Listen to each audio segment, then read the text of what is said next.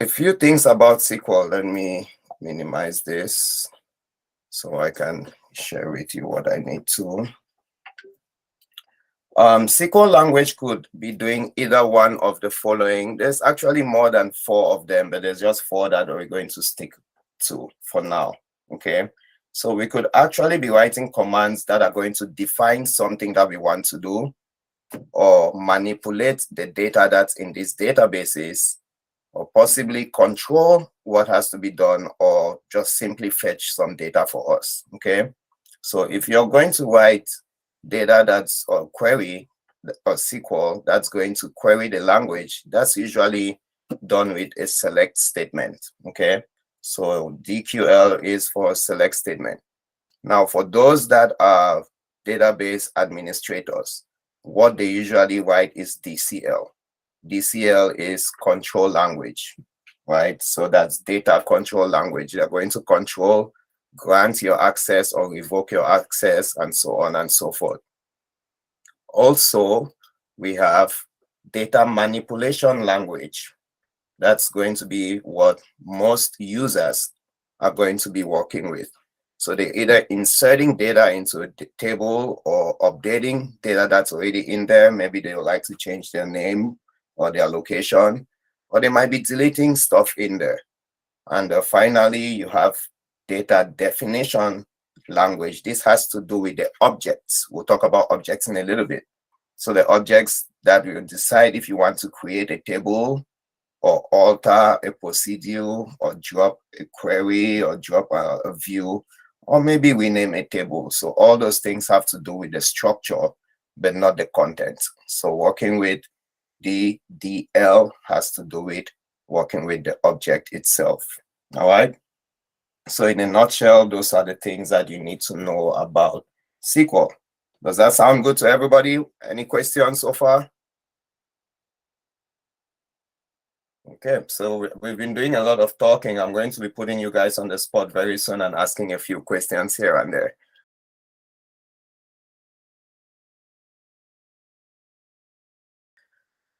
The next thing we have to talk about then is the syntax itself of SQL. So SQL, again, is just like that worker, that guy that's going to go in and pull all the information that we need.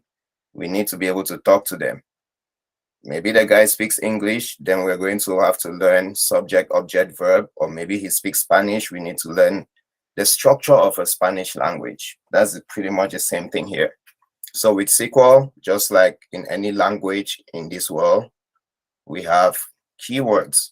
You know, when you're born or when you have a child, you probably tell them these are bad words, don't use these words. Okay, these are swear words and so on. These are reserved words as well in SQL, like the select, create, update, and so on and so forth. So they do particular things. You probably don't want to use them carelessly, okay? SQL also has clauses. As you can see on here at the bottom, there's a select clause that takes the name of a column.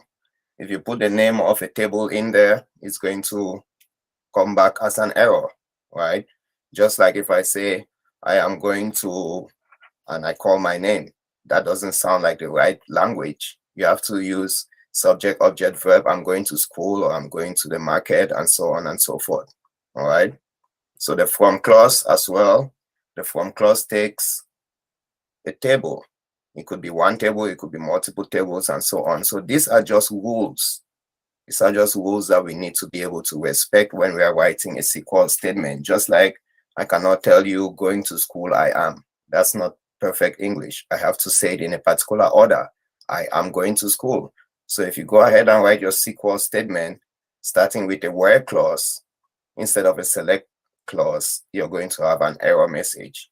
This SQL statement, for instance, is telling you get employees, their first name from the employees table, where the year that they're hired is 2000.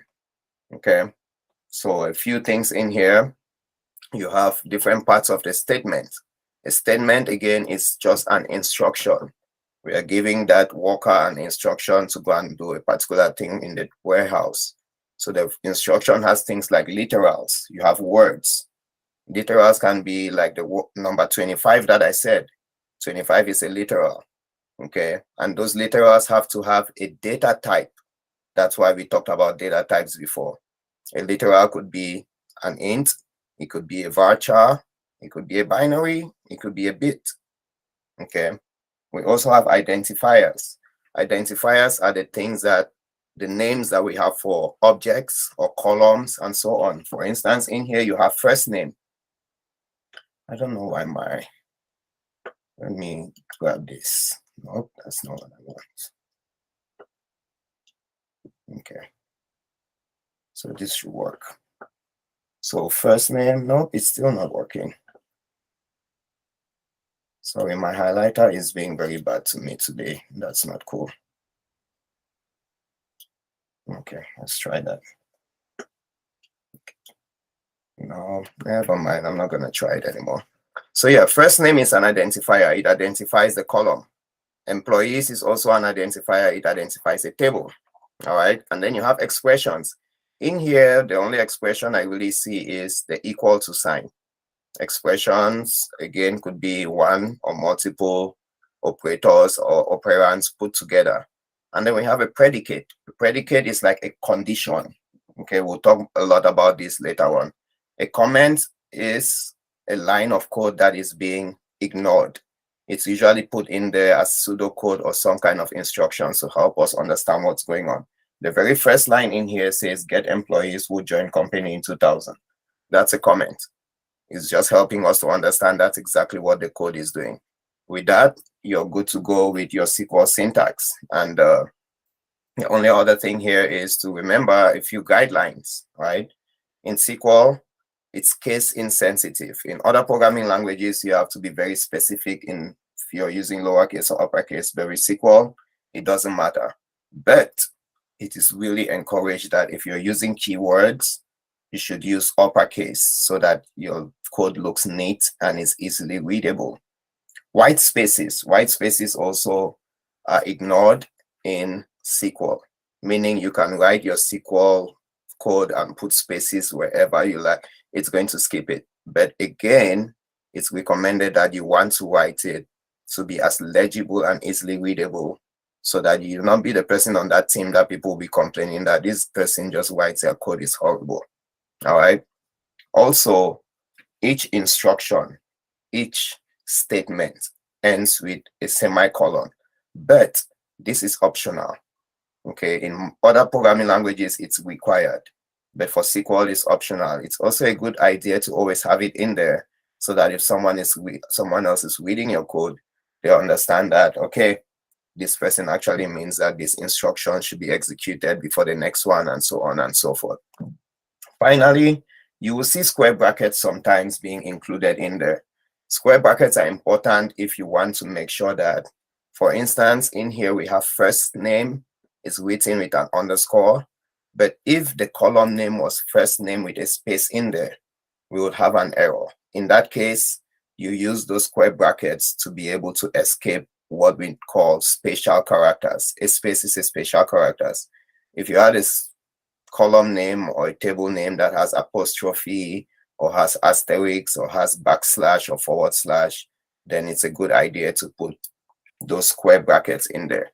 Now, we talked about tools earlier. If you're using SQL Server Management Studio or other tools, they automatically put those square brackets in each of those names because they probably don't trust us with our naming convention if we're going to have special characters in there or not. Does that sound good?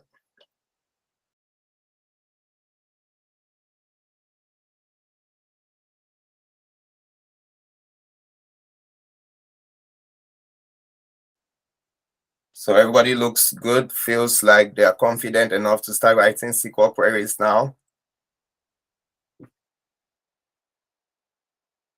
In case you are answering, you're probably on mute, so I can definitely not hear you. You take again on the guidelines. Okay, good. And please, if you also have any questions, make sure you let me know. You might be asking your question and you're on mute and I'm missing out on it. So guidelines, a few things to note. Let me go into, skip out of this so I can throw that on the side. So a few guidelines, you can write your query whichever way you like it. Okay, it's going to be just fine. So if I go in here and type in my query and say select, I'm not sure if you guys can see what I'm typing. Can you see? Yeah. So I can type in select in lowercase. That would be just fine. But if someone comes in and looks at it, let's say select everything from particular table. Let's see, what table do I want? Sales LT.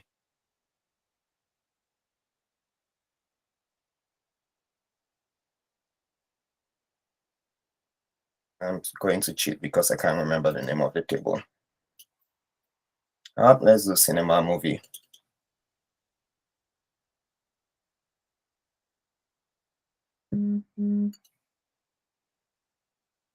So that should run just fine. But if someone else is reading it, you know, it's not going to make sense. It's not going to look as neat as someone that will write. Let me drag this down. Someone else that will write the code like select star from cinema dot movie. So this looks cleaner because you know definitely that this is a keyword, that is a keyword, and so on and so forth. So one of the guidelines, uppercase, lowercase, doesn't matter. Both of these queries are the same, okay? But it's only if someone looks at this, it looks neater than the other one. And, you know, nobody's giving you marks or points for any of that, but it's always good to be safe than sorry. So that's the first guideline. Lowercase, uppercase, it doesn't matter. The next is white space. I can decide to write the query that way or put spaces in between, whichever way I like. But you wouldn't want to do that because, again, it doesn't look presentable. But SQL is going to ignore the white space and it's going to be just fine. Okay. Thirdly, you can end it with a semicolon or you can omit it. It's up to you. You know, it's optional, but based on your team's requirements, you can decide which one is best for you. Also, if you want, you can have brackets that are going to be used for each of your objects, but you want to make sure, for instance, in this case, I'm writing cinema movie. Cinema is the schema, movie is the table.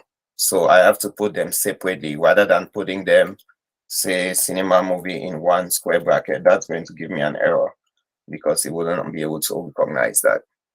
But if I had this as movie \DK, then I'll have to put that in there to make sure that it's going to escape that, or if there was a space in there, it can escape that.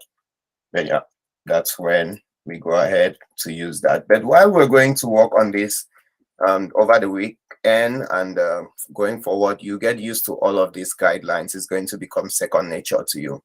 All right. Does that answer your question, Mr. Emmanuel?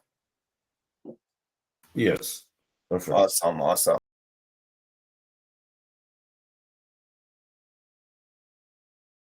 There you go. All right, so we did check all of that out. The only other thing that we didn't do, again, connecting to with Windows authentication, we'll have to double check that, and then we'll explore the objects first thing in our next session tomorrow.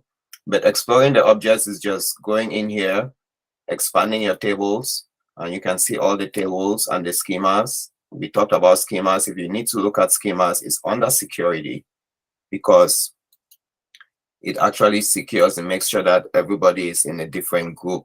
Okay, so we have different roles, there are database roles. So I have to go ahead and add you guys to these database roles, and you should be able to view the database. Right now, I haven't added you in the roles. That's why you can't see you. There's just a DBO in there. And your schemas, you don't have any schemas in there that have been created. So right now, there's a cinema schema. That's where all the cinema tables are. There's also a sales LT schema that we'll use a lot.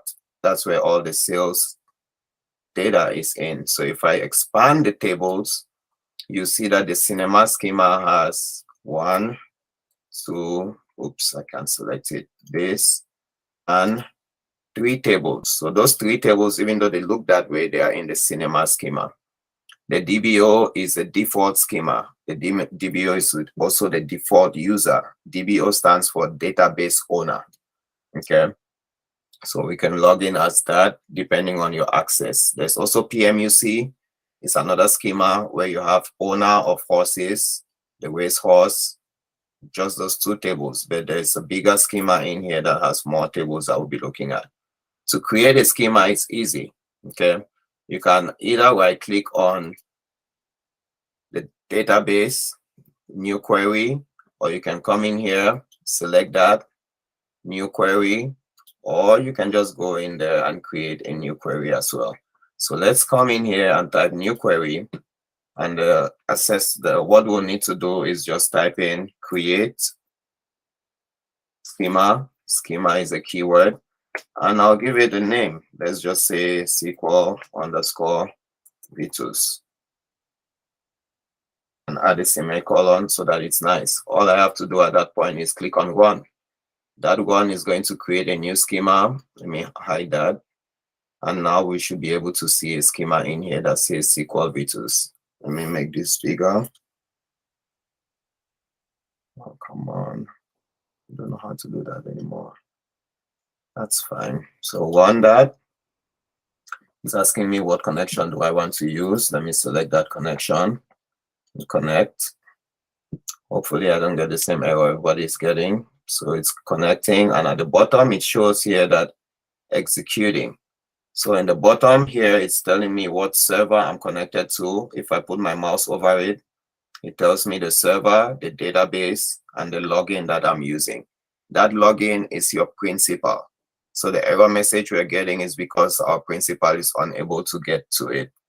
The only reason mine is working is because I probably added it as the admin. So I have to add you guys to the admin group, and then we should be good to go. All right. But now if I go in my database, expand that database, expand security, and expand schemas, I should be able to see if I can scroll down. If it's not in there, all you need to do is refresh it. So I click and refresh, and I should be able to see that in there. Oh, never mind. Guess what? I think it will not be in there because I created it in a different database. The database I'm currently in is AdventureWorks, but I did not specify what database I'm working on. Right here, I'm working on the master database, and that master database is located in this folder where you have system databases. The reason we have this in here is because this is a database we created, so it's user-defined database. But system database has a lot of things that we'll talk about shortly. But if I go in there and check the security, I should be able to see that schema that I just created. SQL Vitus. So if I want to create that same schema in the other database, I need to use this drop down to go to the other database. Now I can run that query. If I run the query, you can pay attention at the bottom. It's going to tell you how long it takes, when it's running, and so on. If I press 1, it shows that was like 2 seconds, not even up to 1 second, and it's done. So it's telling me, if I put my mouse over here, where did it go? Oh, come on, there, almost. So it's telling me now I'm connected to AdventureWorks database. So again, multiple databases can be in a server, depending on which you want to make sure you're running it in the right one. So now we can go back to our database and check security schema, and you should be able to see that if I refresh it. And there is SQL Vitus. So that will be what will be expected to do. Once you get that, you should be good to go. Now let's go back to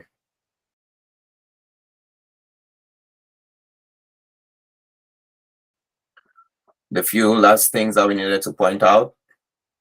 Table structure, everybody knows that it's made up of rows and columns. The easy way to remember the direction, if you're dyslexic like myself, rows, think about the rows of a chair at the movie theater, And the columns, think about the columns that hold the house up, or the columns of a balcony, and so on.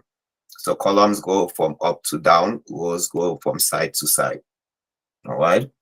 And the different types of tables also, just like there are different types of databases. You have system tables. These are the ones that have information about the database, and we'll do a few queries of them tomorrow. You have temporary tables. Temporary tables are really useful for those who are database administrators, because it saves them a lot of time from going back to clean up your database. The temporary table is only going to be alive when your session is open. So if I create a temporary table now and I log out, that table disappears from memory. So when they're backing it up, they are not backing up wasteful tables that are not going to be needed. When they're cleaning up tables, they don't have to clean that up because it's already deleting itself from memory. So there are two types of temporary tables. So the local temporary table, only you can use it. But the global temporary table, anyone that has access to that database should be able to use it.